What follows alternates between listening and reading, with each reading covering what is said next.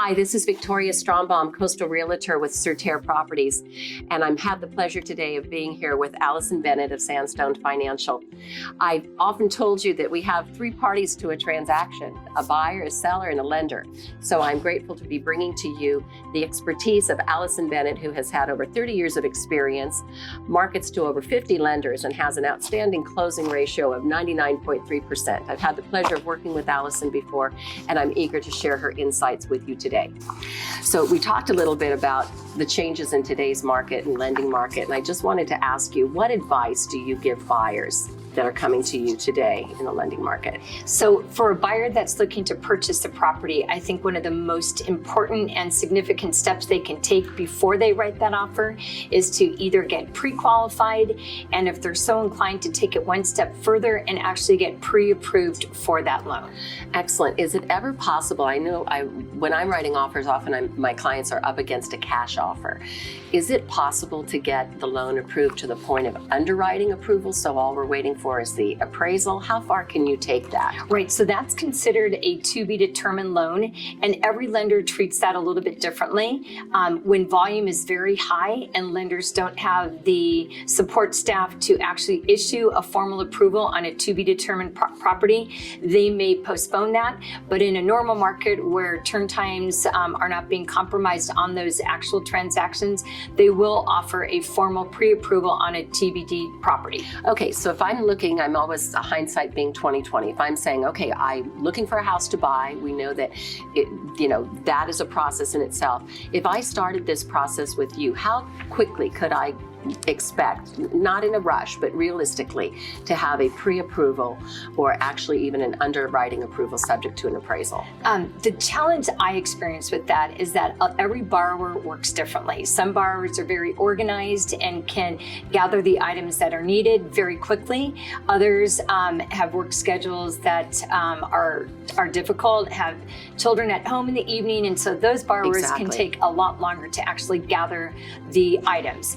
In a perfect situation, I would say that given the list that's needed of the items to gather, it probably takes 2 to 3 days to get those items together. Sure. And then once we have that, it would probably take about 10 to 14 days to actually get a formal approval. Again, what happens is that when it goes to the underwriter to be underwritten, those transactions that have actual addresses with a confirmed close of escrow date take precedence, and then the TBD properties will follow behind. Okay, so priorities are the escrows. Correct. So very much like when I speak to sellers, I always say pre-pack, organize, clear the clutter, get everything ready to go. And buyers, the best thing you can do to position yourself for a purchase is to start and take this process as far along as you can, because by the time you find a home and you're ready to purchase, you're going to be very engaged in the inspection process and that purchase process. So this is one thing you can put behind you. What would you suggest would give a buyer a competitive edge? How important are credit scores, down payments? Can we talk about that a little bit? I think one of the most important things a borrower can do in terms of purchasing a property and getting pre-qualified is to make sure they are working with a lender that understands the overall process. Not every borrower is going to come in and be able to get pre-qualified and pre-approved right away. Running credit is an important part of the process, but every time a lender runs their credit report, that is known as a hard hit. And with every hard hit or hard inquiry that's on a credit report, that potentially lowers a borrower's score 4 to 5 points. So it's important to first, before a credit report is run, understand, is their income where it needs to be?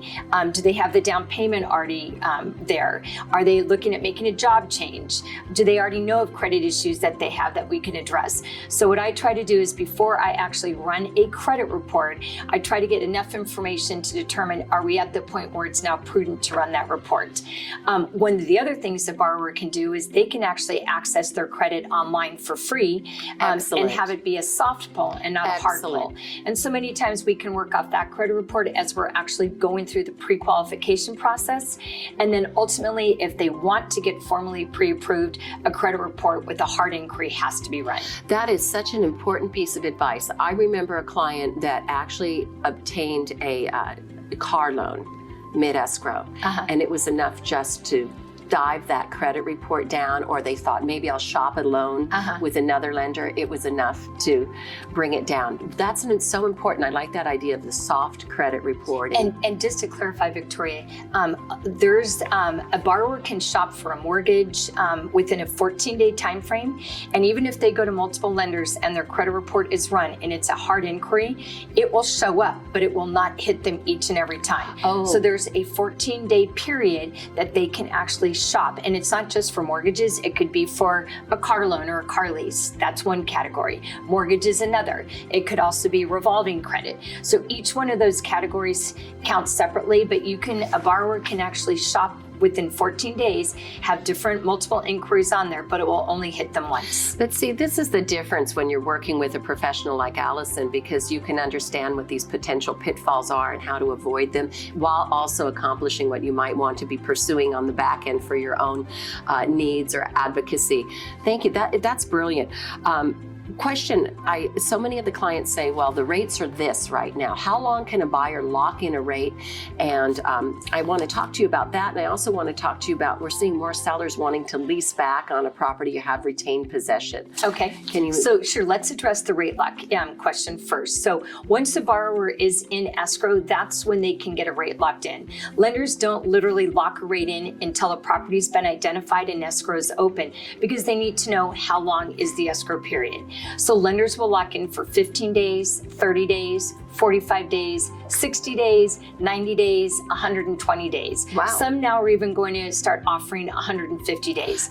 But keep in mind that the longer the lender guarantees that rate lock, the more expensive it gets. So I would say the typical rate lock right now in our market has been 30 days, because most escrows are 30 days or less. Yes. But that doesn't mean, to your next question about doing a lease back or something, if you needed to lock for 60 days or 90 days, you can do that, but the cost does get a lot more expensive when you go past 60 days. Okay.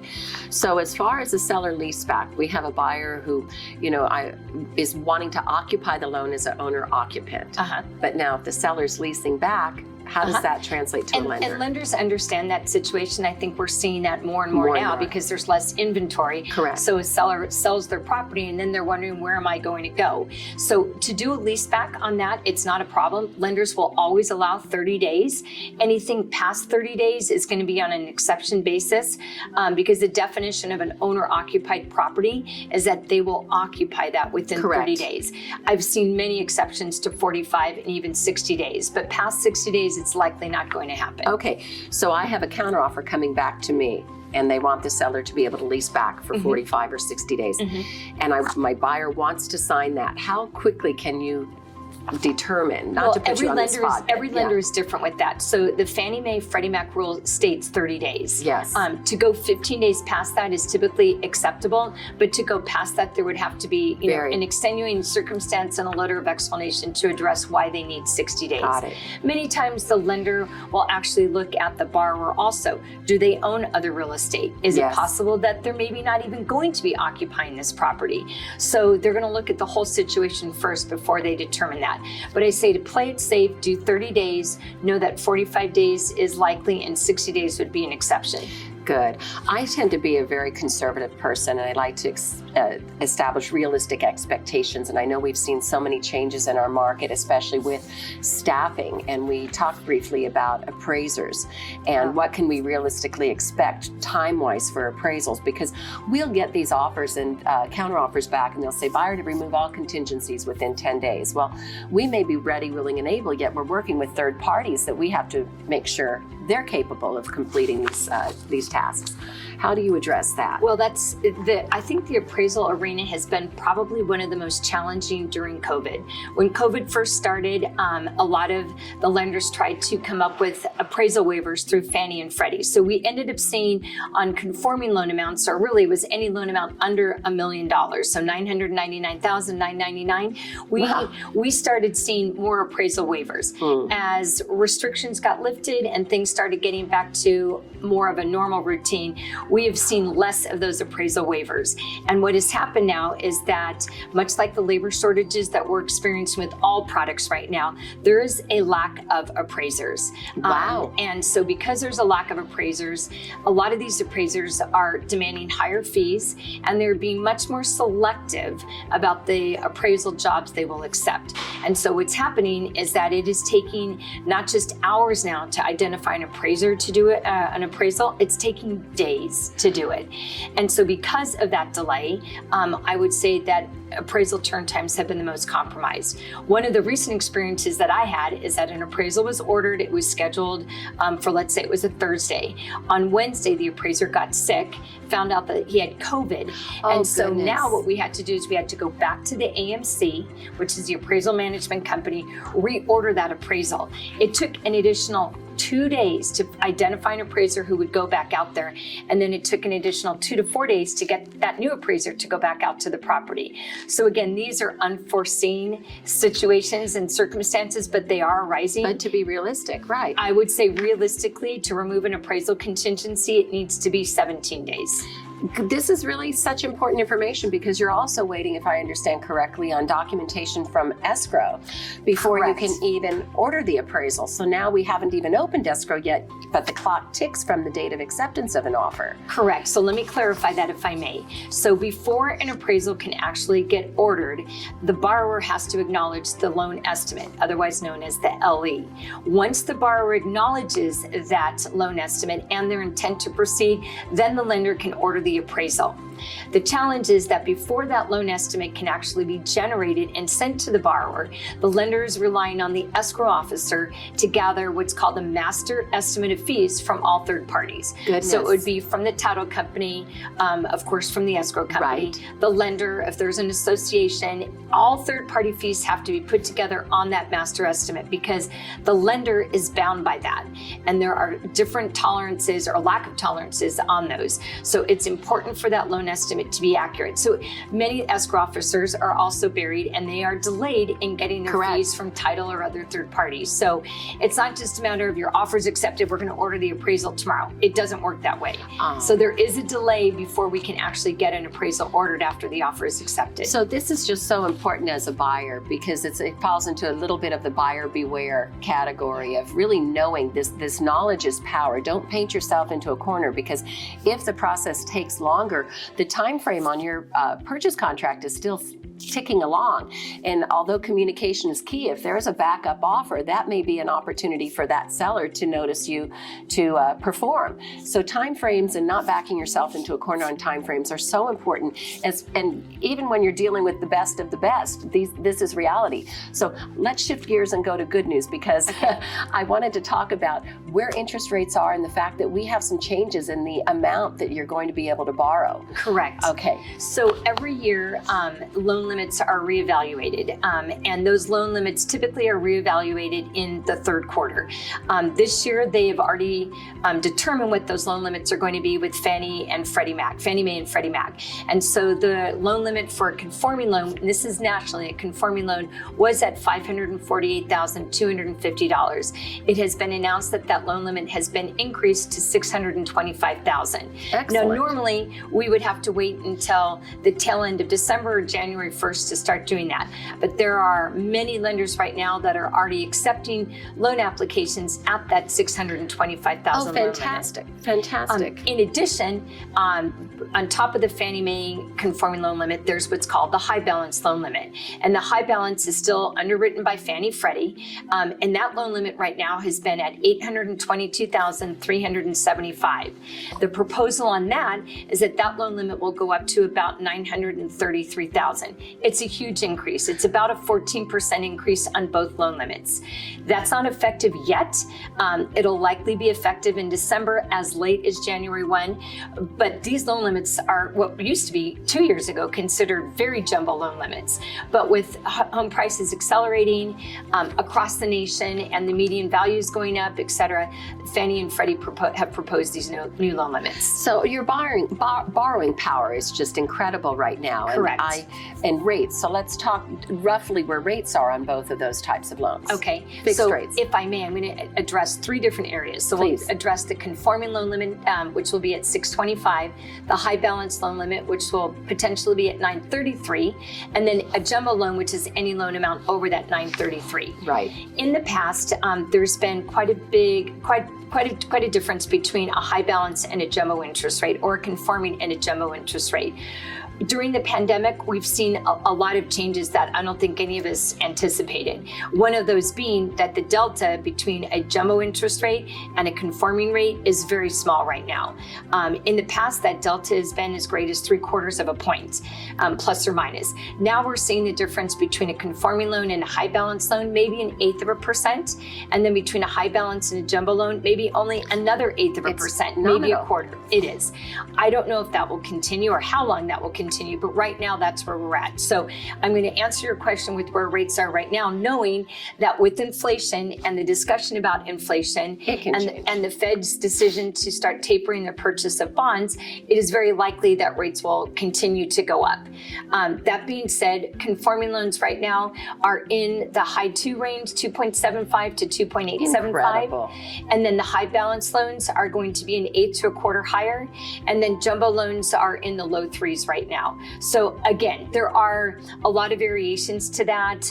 Money relationships, money's held on deposit, high FICO scores, larger down payments. So those are just some ranges to work with.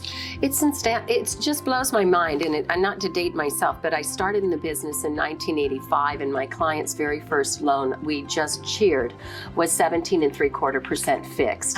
So when I look at the borrowing power here, I'm so blown away by it. Yes. And so much so that I have a lot of clients of mine that are just thinking ahead. And I know with you, and I love this, that you are here in Newport Beach, but no loan is too big or too small. You treat everybody so well, and I'm so grateful for that. But I have first-time buyers. I have clients thinking 5, 10, 15 years from now, are their children going to be able to afford a home? So they're looking to purchase their homes right now for their children. Correct. Because it's affordable, values are going up, rentals are increasing.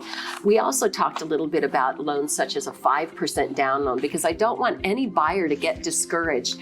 There's a market for you to take the opportunity to purchase with the benefit of these once in a lifetime rates.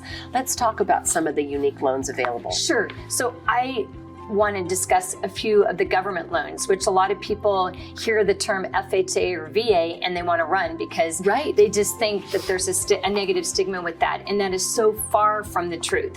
So with an FHA loan, one of the benefits about an FHA loan is that it will go up to a high balance conforming loan limit. So effectively, starting like in the next month or two, we're going to be able to do FHA loans up to $933,000. That's on the loan amount. FHA allows the down payment as low as 3.5%. They allow non-occupant co-borrowers, so parents can qualify. They are way more tolerant with low credit scores. They'll go as low as 620 on a credit score. They also allow the entire down payment to be a gift. So there's tremendous flexibility with an FHA loan. This is incredible information. Correct. The only caveat to doing an FHA loan is that if the property is a condo or a townhome, we have to make sure that FHA has approved that project. Correct. And if it's not approved, then there's a little bit of legwork that's involved in getting it approved. How quickly can you find out if a complex is FHA You approved? can Google it online at the FHA website under approved condo limits, and you literally just put in the state and the zip code, and alphabetically it will list every property or every project association that is approved. I just use this as an opportunity to really encourage everybody to not give up on purchasing. I know with multiple offers and properties on the market for a shorter period of time, we tend to think, oh, I'm never going to be able to buy. It's a matter of getting your foot in the door. Get your foot in the door. Look at this. Parents can work with you on this purchase. You might not get that particular property, but you'll get another one. So keep trying. I think this is there's no excuse not to have your hat in the ring on today's real estate market. And because the market is so competitive, I know that sellers are entertaining multiple offers, and they're typically going with the borrower that's coming in with the largest down payment because they might be worried about an appraisal. But the market will change, and I still think it's important to get borrowers to get pre-qualified so they know where they're going to stand and Absolutely. what they need to do.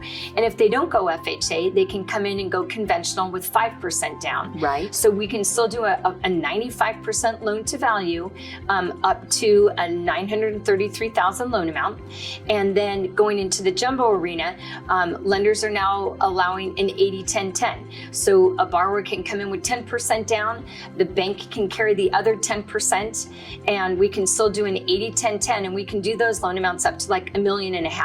So there are plenty of opportunities. I do want to say that when you do an 80-10-10, the guidelines are a little bit more strict. They're going to be more specific on minimum FICO scores that are allowed and debt to income ratios, but they are still available.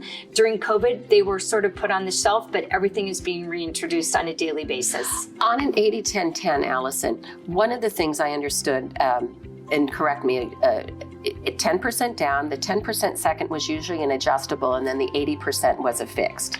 So on the seconds that the lenders offer on that, typically it could be a line of credit second or a fixed second. So there are different options on that. It doesn't necessarily have to be an adjustable rate mortgage, but many people take that second and they want an interest rate that might just be an interest only. And so to get that Gotcha. type of an interest only, you would take the line of credit, which would be an ARM. There is a fixed rate available on it also, but it's at a higher rate. So it sort of just depends what the timing is for maybe paying off that second or potentially refinancing when there's 10% more equity in the property. Okay, so is there a prepayment penalty on that second? No, there's no prepayment penalty on the second. Lenders many times have what's called an early termination fee. Yes. And so they can still pay it off, maybe just not close it out. But again, those terms will vary with every lender on the second. I ask because I've had clients say, well, I have money coming in from another source in a couple of years, but this would be one strategy perhaps to use the resources of the 10% you have, do an 80-10-10. Correct. But then have the benefit of locking into today's rates. Correct. On an 80% first. Right. So that's one way to float the money or keep money in your pocket if you can, to be able to remodel maybe, Right. And it's continue to still pay that second off and ultimately have an 80% rate. So we've covered so much, and I love your candor and problem solving. If I was a family member, what other advice would you give me? I would say the smartest thing to do is to select a loan officer, work with that loan officer that you feel comfortable with, start the loan application, gather the income documentation, have the game plan, run ratios, determine if it's time to run credit or not, but literally know what you are pre-qualified for. Yes. The final step would really be to run the credit. And again, I really try to, I'm cautious about running that based on what a borrower's potential timing is, because credit reports are typically only good for 60 or 90 days. Okay. And so you don't want to have multiple inquiries on there if the borrower doesn't have their assets lined up, their down payment lined up, they may have a credit issue. So again, it's important to understand what the long-term game plan is before you do it. But getting pre-qualified and then taking it to a pre-approval is absolutely essential in this market. Again, most of the sellers and listing agents are coming back with shorter term times. They want an escrow to close in 30 days Correct. or less. Correct. And because there's so many steps that are involved now and regulations that every lender has to abide by, it takes time. Yes. And so again, I would say get pre-qualified, then get pre-approved. Okay, the value of a professional cannot be understated. That's true. Allycyn Bennett, Sandstone Financial, thank you so much. Thank you. Absolutely invaluable. Thank you. Thank you.